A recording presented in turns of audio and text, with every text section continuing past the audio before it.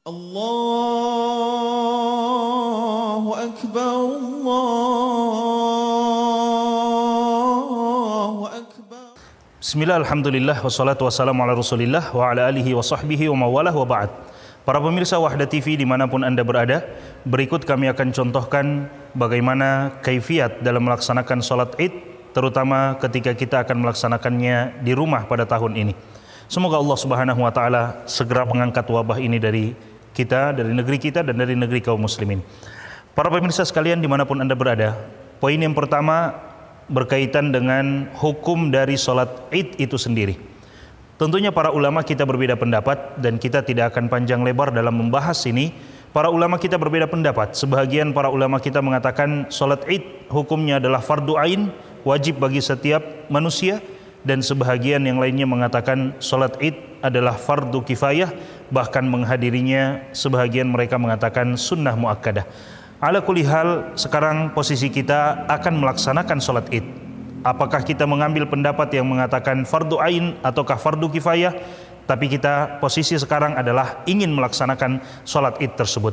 Namun kita selalu bertanya, bagaimana kaifiatnya, bagaimana proses pelaksanaannya ketika kita akan melaksanakannya di rumah? Apakah sama dengan ketika kita melaksanakannya di masjid atau di tanah lapang pada tahun-tahun sebelumnya, ataukah tidak? Jawabannya para pemirsa sekalian, pelaksanaannya sama.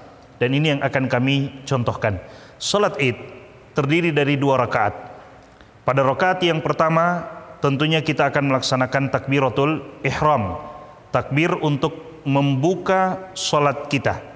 Dia sebagai takbir pembuka, di mana kita tidak boleh lagi melaksanakan perkara-perkara yang dapat membatalkan salat tersebut. Saya contohkan takbiratul ihram. Allahu Akbar. Setelah takbiratul ihram, para ulama kita berbeda pendapat.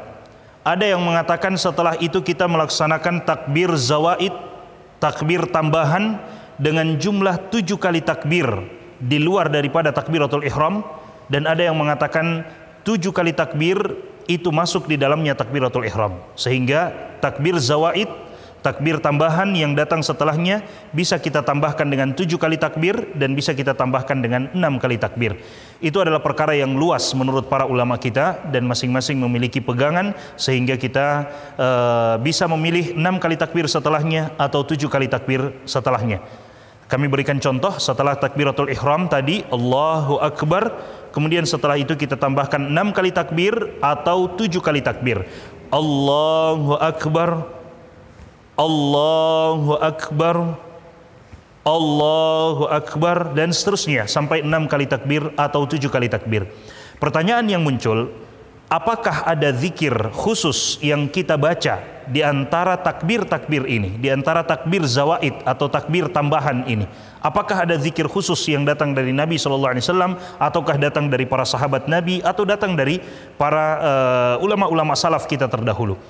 Jawabannya para pemirsa sekalian, tidak ada zikir khusus yang datang dari Nabi SAW di antara takbir-takbir ini.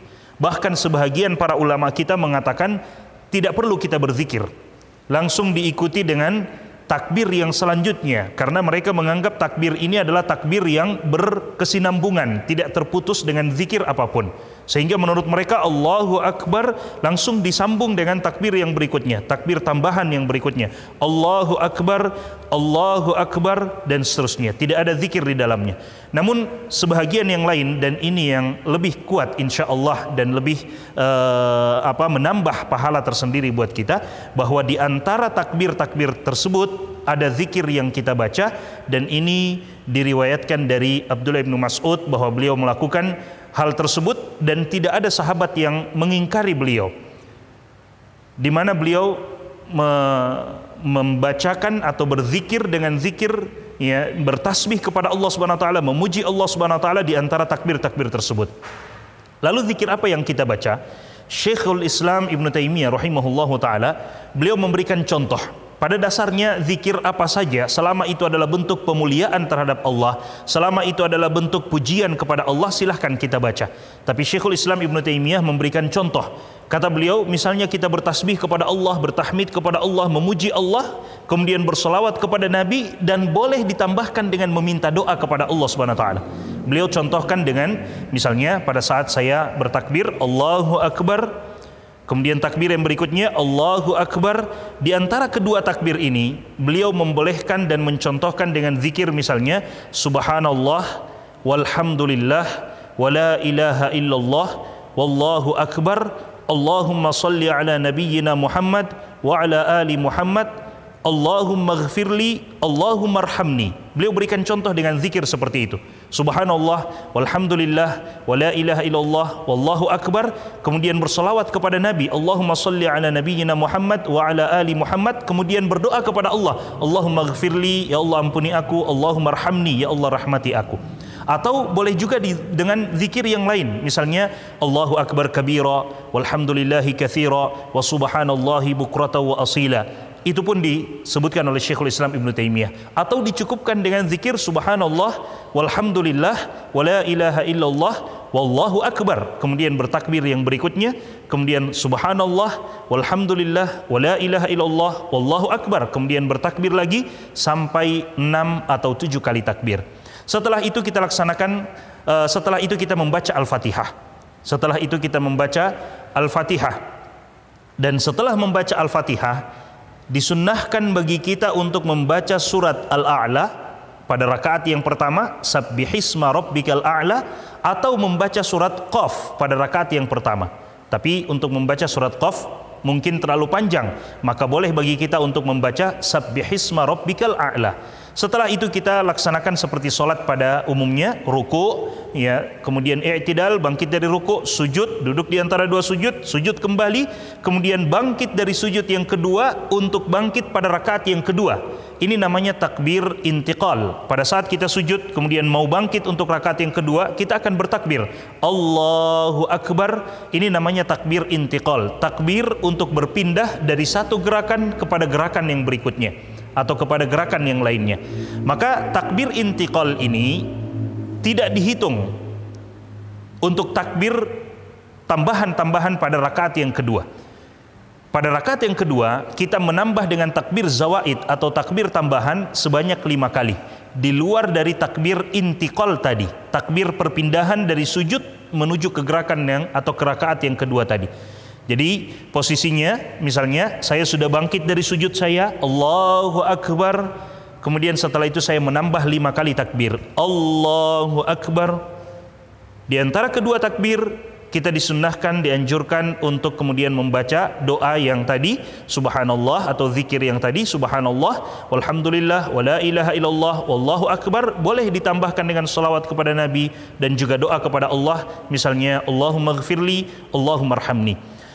Allahu Akbar sebanyak 5 kali. Setelah itu membaca surat Al-Fatihah dan kemudian membaca surat Al-Ghashiyah, Hal ataka hadithul Ghashiyah, atau membaca surat Al-Qamar pada rakaat yang kedua ini. Tapi surat Al-Qamar misalnya terlalu panjang untuk kita, maka kita membaca surat Al-Ghashiyah, Hal ataka hadithul Ghashiyah.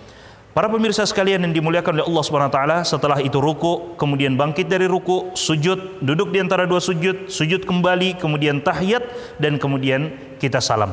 Setelah salam dari salat Id, apakah ada zikir khusus yang dianjurkan oleh Nabi SAW?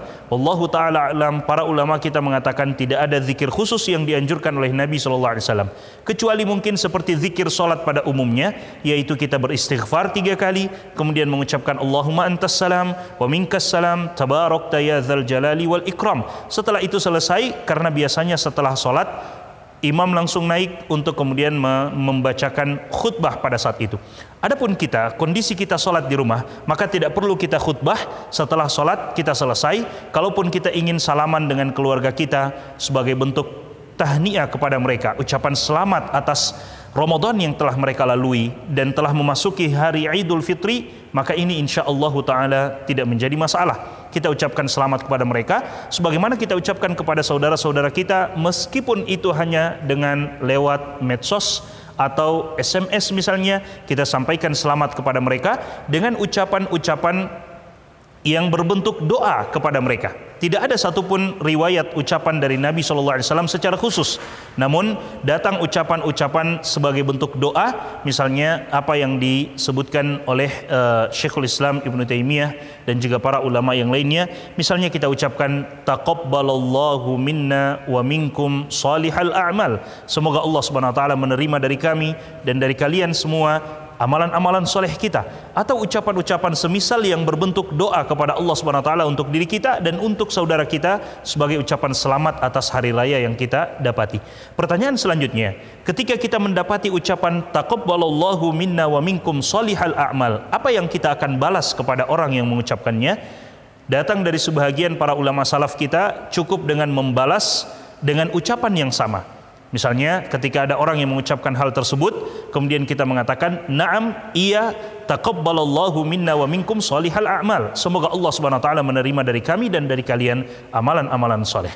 Para pemirsa sekalian yang dimuliakan oleh Allah Subhanahu wa taala, terakhir jangan lupa untuk selalu kita sisipkan doa, mintakan kepada Allah Subhanahu wa taala agar wabah COVID-19 ini segera diangkat oleh Allah Subhanahu wa taala dan kita kembali bisa menghiasi masjid-masjid Allah Subhanahu wa taala dengan ruku kita, dengan sujud kita, dengan salat kita dan ibadah kita kepada Allah Subhanahu wa taala. Barakallahu fina wa fikum wa sallallahu ala nabiyyina Muhammadin wa ala alihi wa sahbihi wasallam. Wassalamu alaikum warahmatullahi wabarakatuh.